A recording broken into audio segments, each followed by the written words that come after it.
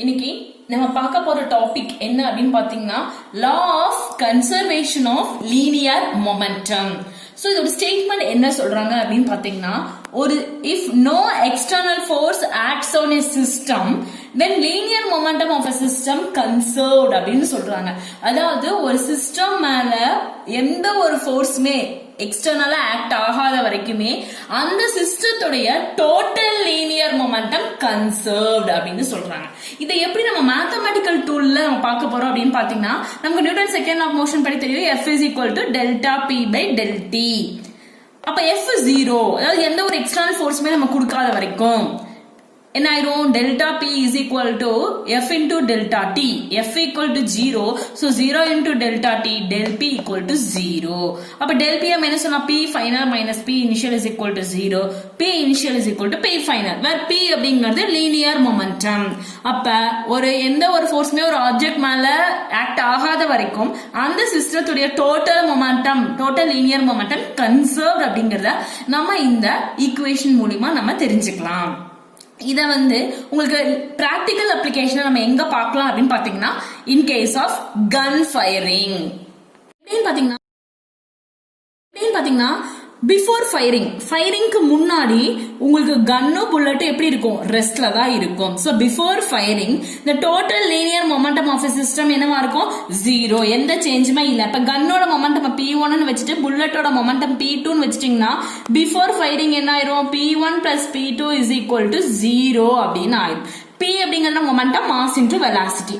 So கன்னோட momentum mass mg, velocity vg, புல்லட்டோட mass mb, velocity vb. அப்ப என்ன பண்றோம், எந்த ஒரு இதுமே கொடுக்காம போது பிஃபோர் ஃபயரிங் முன்னாடி எல்லாமே இது ஒரு சிஸ்டம் என்ன சொல்றோம்னா கன் பிளஸ் புல்லட், இது ரெண்டையுமே நம்ம ஹோலா நம்ம சிஸ்டம் அப்படின்னு சொல்றோம். ஃபோர்ஸ் கொடுக்காத போது பிஃபோர் ஃபயரிங் மொமெண்டம் 0. அப்ப நம்ம என்ன தெரியும்னா ஆஃப்டர் ஃபயரிங் ஆனாலும் இந்த டோட்டல் மொமெண்டம் நமக்கு 0வா இருக்கணும், அதாங்க கண்டிஷன். அப்ப இப்ப பாக்குறீங்க, இப்ப நான் ஃபயரிங் கொடுக்கறேன். ஃபயரிங் பண்ணும்போது புல்லட் உங்களுக்கு எப்படி இருக்கும், ஃபார்வர்ட் டைரக்ஷன்ல போகும். இப்ப புல்லட் ஃபார்வர்ட் டைரக்ஷன்ல போச்சு அப்படின்னா லீனியர் மொமெண்டம் கன்சர்வ் பண்றதுக்காகவே இந்த கன் உங்களுக்கு என்ன ஆகும், பேக்வர்ட் டைரக்ஷன்ல மூவ் ஆகும். அப்ப அதான் சிஸ்டம் டோட்டல் லீனியர் மொமெண்டம் கன்சர்வா இருக்கும். சோ நம்ம எப்படி ஈக்குவேஷன்ல எழுதுறான்னு பாத்தீங்க அப்படின்னு பாத்தீங்கன்னா P1 என்ன mgvg, P2 என்ன mbvb is equal to 0. After firing அப்புறம் கூட நமக்கு இது கன்சர்வா இருக்கு.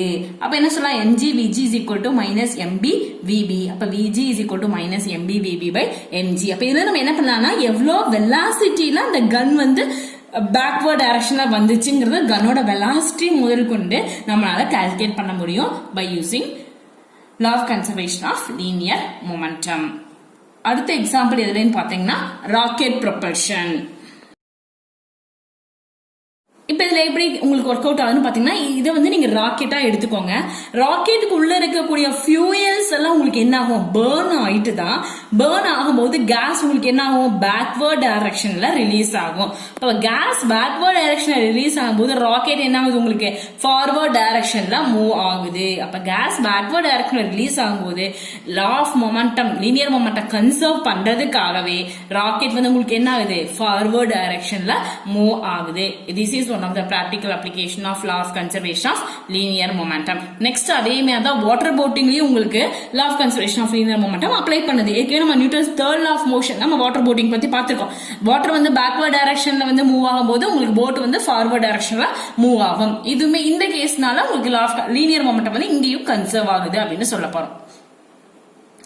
இப்ப அடுத்தது நம்ம இந்த Newton's law of conservation of linear மொமெண்டத்துல இருந்து நம்ம என்னென்ன தெரிஞ்சுக்க போறோம் அப்படின்னு பாத்தீங்கன்னா இது only applicable in case of isolated system. Isolated system அப்படின்னா என்னன்னு பாத்தீங்கன்னா அந்த சிஸ்டத்து மேல நெட் ஃபோர்ஸ் 0வா இருக்கணும். நெட் ஃபோர்ஸ் 0வா இருந்தா தான் நம்ம அந்த சிஸ்டத்தை நம்ம என்ன சொல்லுவோம்னா ஐசோலேட்டட் சிஸ்டம் அப்படின்னு சொல்லுவோம். அது அந்த மாதிரி கேசஸ் தான் உங்களுக்கு லீனியர் மொமெண்டம் கன்சர்வேஷன்லாம் வந்து ஹோல்ஸ் குட் ஆகும். அதே மாதிரி மெயினா இது என்ன பர்பஸ்க்காக நம்ம யூஸ் பண்ணானா ஒரு பார்ட்டிகளோட மோஷனை கண்டுபிடிக்கிறதுக்காக யூஸ் பண்ணலாம்.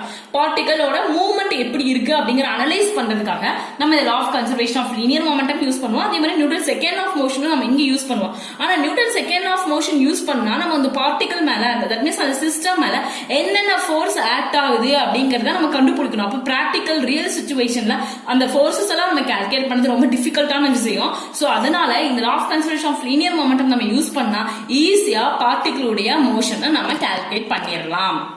தேர்ட் அப்ளிகேஷன் என்ன அப்படின்னு பார்த்தோம்னா தட் மீன்ஸ் தேர்ட் இன்ஃபரன்ஸ் என்னன்னு பாத்தீங்கன்னா இந்த கேஸ்ல total linear momentum of system தாங்க கன்சர்வ்டு. ஆனா individual linear momentum of particle வந்து கன்சர்வ்டு கிடையாது. அது வேணா சேஞ்ச் ஆகிட்டே இருக்கலாம். ஒரு சிஸ்டம் அப்படின்னு எடுத்துட்டீங்கன்னா ஃபார் எக்ஸாம்பிள் இப்ப கன் ஃபயரிங்ல வந்து கன்னும் புல்லட்டும் சேர்ந்து தான் நம்ம சிஸ்டம் அப்படின்னு சொல்லுவோம். டோட்டல் லீனியர் மொமெண்டம் டோட்டலா கன் பிளஸ் புல்லட்டுங்கும் போது தான் கன்சர்வ்டு. பட் கன்னோட மொமெண்டம் வேணா சேஞ்ச் ஆகலாம். அதே மாதிரி இண்டிவிஜுவலா பாத்தீங்கன்னா புல்லட்டோட லீனியர் மொமெண்டம் வந்து இண்டிவிஜுவலா பார்க்கும்போது மே சேஞ்ச். ஆனா ஹோலா பார்க்கும்போது நமக்கு டோட்டல் லீனியர் மொமெண்டம் வந்து கன்சர்வ்ட். அதான் இந்த பாயிண்ட் சொல்றோம். அப்ப law of conservation of linear momentum வந்து நியூட்டன் தேர்ட் லா ஆஃப் மோஷனுக்கு வந்து ஈக்குவலண்டா இருக்கும். எப்போ அப்படின்னு பாத்தீங்கன்னா நெட் ஃபோர்ஸ் வந்து ஜீரோவா இருக்கும் பொழுது. ஐ திங்க் உங்களுக்கு இந்த கான்செப்ட் புரிஞ்சிருக்கும்னு நினைக்கிறேன். புடிச்சு பார்க்க போகிறது law of conservation of linear மொமெண்டத்துக்கு ஒரு சின்ன டெமோ. இப்போ உங்களுக்கு தெரியும் total momentum before collision is equal to total momentum after collision. இப்போ டோட்டல் மொமெண்டம் பிஃபோர் கொலிஷன் என்ன ஆகுது, ஒரு காயின் நம்ம மூவ் பண்ண போறேன். ஆஃப்டர் மொமெண்டம் என்ன ஆகுது, உங்களுக்கு ஒரே ஒரு காயின் தான் மூவ் ஆயிருக்கு. This is a best example for law of conservation of linear momentum. என் சேனலை சப்ஸ்கிரைப் பண்ணுங்க, லைக் பண்ணுங்க, கமெண்ட் பண்ணுங்க. Believe in yourself and help others with smile. Thank you.